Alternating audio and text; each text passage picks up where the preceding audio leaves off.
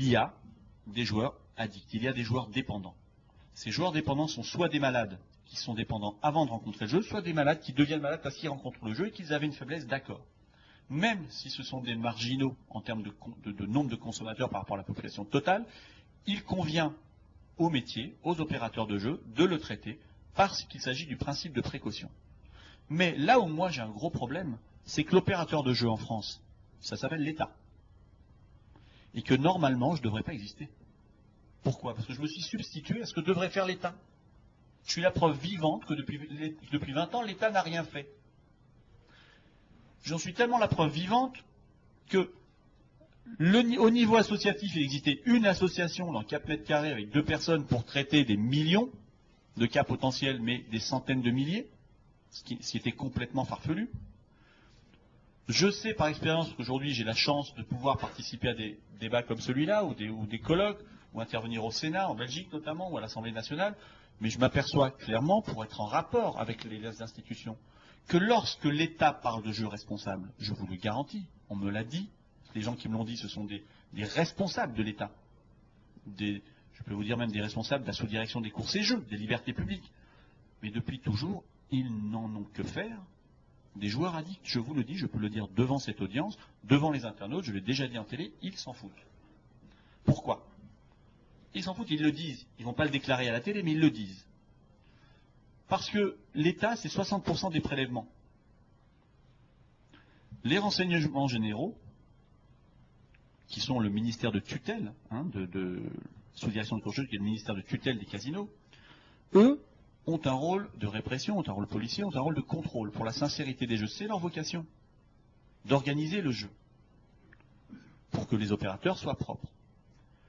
Mais la problématique d'addiction, vous remarquerez qu'elle ressort lorsqu'il faut mettre la pression sur les opérateurs de jeu. Autrement dit, ce n'est pas leur vocation, ce n'est pas la vocation du ministère de tutelle de s'occuper de la prévention. La preuve, j'existe, il n'y a pas d'autres sujets sur ça, pas d'autres preuves à donner, j'existe, sinon j'existerai pas. N'oublions pas que je suis une entreprise privée. Je l'ai fait avec mon argent, sans subvention. Qui finance? Personne. Je facture. Je suis obligé de prendre ma voiture, d'aller faire le bras de fer avec un opérateur de jeu, un casino par-ci, un casino dans les Alpes, un casino au bord de la mer, pour lui expliquer quoi?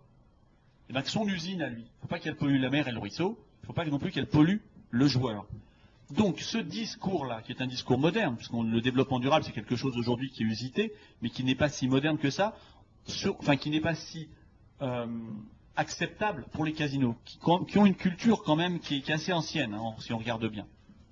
Je rappelle aussi que dans la réglementation des jeux, la notion de groupe de casinos, donc quand on parle groupe, on parle marketing, etc., n'existe pas. Les casinos sont des PME, il y en a 192 en France qui n'ont aucune structure marketing pour gérer la relation client de manière intelligente. C'est aussi pour ça que j'ai réussi mon coup d'Addictel. Je vous dis ça parce qu'il y a une grande actualité aujourd'hui, et M. Verbist en est un des acteurs principaux, et ça ne me dérange pas, moi, sans faire partie de cette bataille juridique entre les monopoles privés, entre les monopoles publics, qui sont la Française des Jeux, le PMU, et les opérateurs privés, ça ne me dérange pas aussi de dénoncer. Je n'ai jamais autant entendu parler d'addiction que lorsque les monopoles ont voulu justifier leur position de leader. Je peux aussi témoigner qu'en France, notamment, ce sont les opérateurs privés qui ont fait les plus gros efforts d'investissement et financiers et logistiques pour protéger les joueurs. Ils ont respecté le principe de précaution. Aujourd'hui, la Française des Jeux et le PMU, donc l'État, n'ont aucune solution en termes d'aide aux joueurs. Aucune. Sauf ils ont fait un petit message là, sur les tickets de loto, voilà. Il n'y a rien en face. Ce qui veut dire qu'aujourd'hui, quand on parle de dépendance ou d'addiction, c'est très souvent un argument qui est utilisé par par ces monopoles ou l'État pour mettre une pression supplémentaire sur les opérateurs privés. Et je peux en témoigner aujourd'hui pour avoir parmi les acteurs mondiaux les plus gros.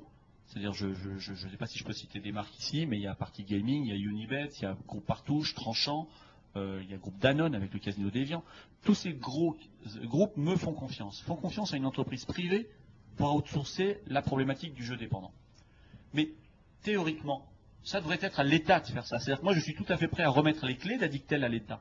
Puisqu'Addictel, qu'est-ce que c'est aujourd'hui? C'est le plus gros dispositif européen d'aide en temps réel 7 jours sur 7. Alors,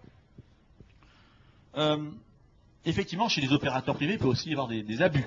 Il n'y a pas que les monopoles qui abusent de langage.